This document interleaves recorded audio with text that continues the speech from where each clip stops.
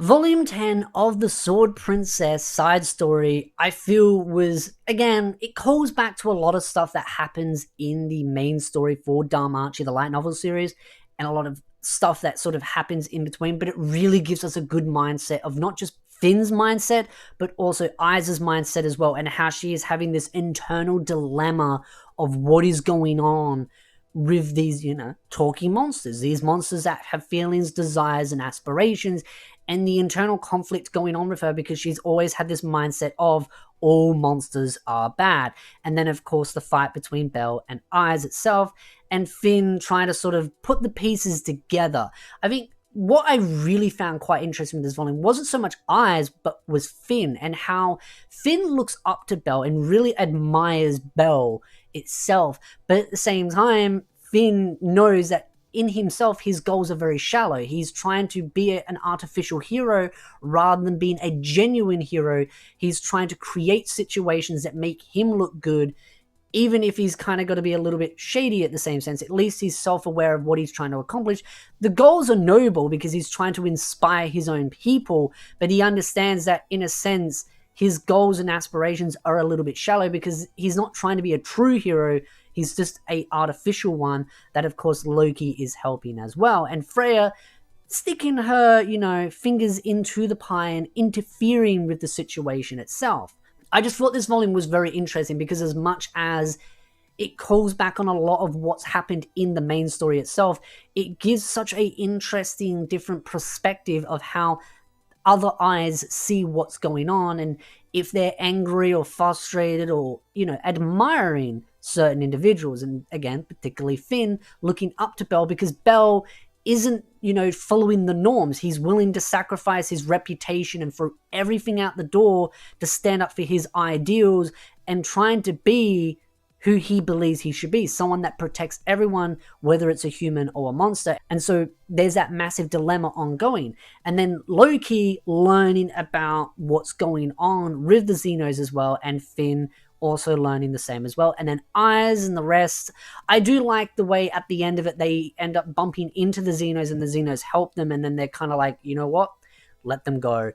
We're not going to get into a confrontation. And as much as they could have done that, they didn't. And I really sort of admire, even though Finn can be a little bit shallow at times, there is a part of him that is slowly swaying to being the hero that I think he does truly want to be. Someone that's willing to sacrifice the views of others to try and help the innocent. And I think as, again, the Loki familiars discover a lot more of the truth going on, some of them are having a bit of a change of heart, but there's still that internal dilemma because there's such anger and hate towards the monsters of the dungeon and the people, of course, on the surface, because the monsters have done so much harm and damage to the surface dwellers, and they're sort of trying to quell the issues ongoing down there. And again, it's a massive income source as well for gathering all the stones and items and building that economy that is heavily influenced by the dungeon itself.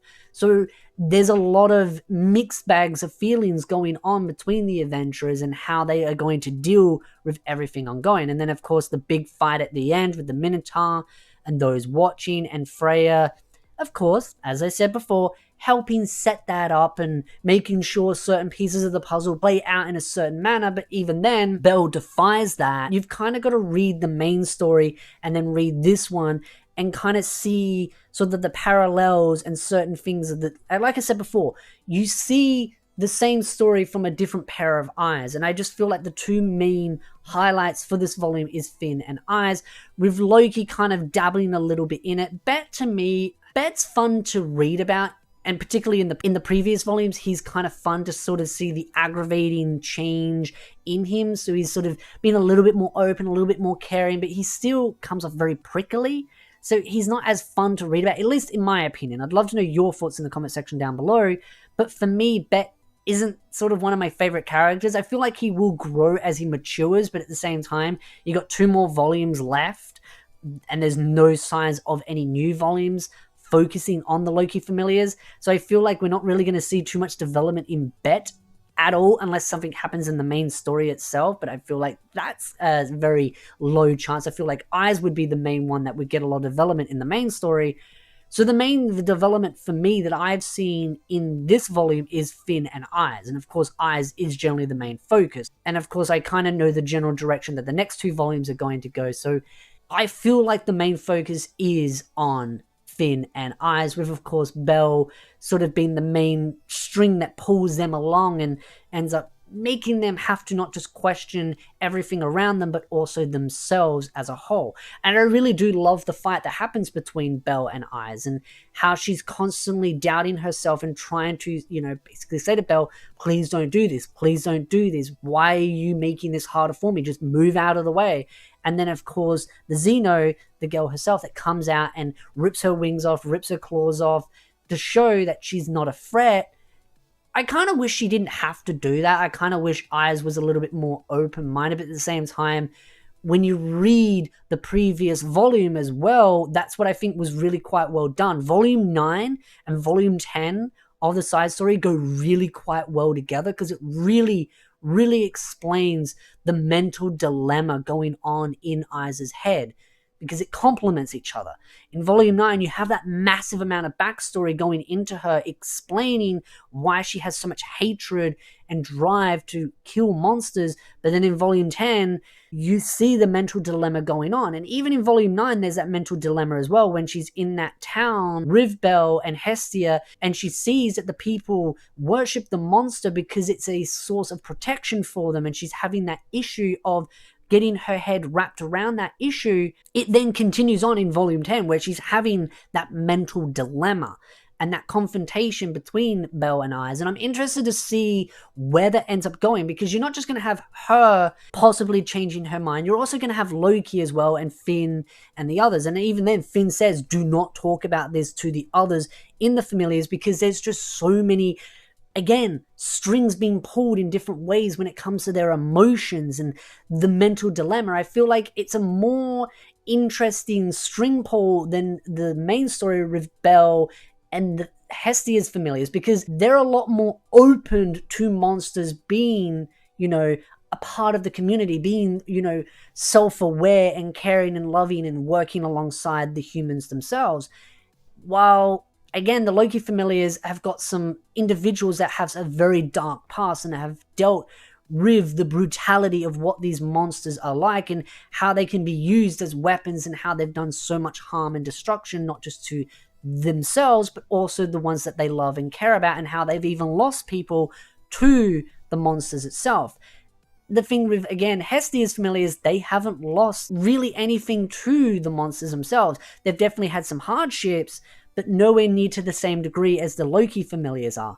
And Loki definitely sees that, and I think Loki's kind of wondering how she's going to deal with this, and again, what the overarching plan is for the big boys upstairs, and what their overarching plan is. And then, even though Hermes is just a complete pain in the tush, because he's trying to make Belle go down a very specific path of being a very specific type of hero, while Belle is defying that, and Finn can see that as well. Finn's not silly. Finn seems to be very aware of what's going on, and seems to be more aware of what's going on than what a lot of others are, including, of course, Hestia's familiar members. So I'm really interested to see where it goes on from there, beyond not just Volume 10, but again, Volume 12, because I don't think there's enough time in 2 volumes to just end up dissecting all of that and exploring it at its full potential. I feel like there needs to be more volumes later on, and maybe the main story will dive into that. Maybe we'll get some odd side story volumes that might talk about those specific parts. We might get other focuses on other familiars, kind of like the Freya familiar book. We might see more on other key members that are intertwined. I'm very curious about it. I'd love to know your thoughts in the comment section down below. What did you love about Volume 10? It's getting more and more interesting as the volume's going on. So again, love to know your thoughts. But if you like this video, hit the like button, subscribe for more anime content, and I will see you, beautiful nerds, in the next video.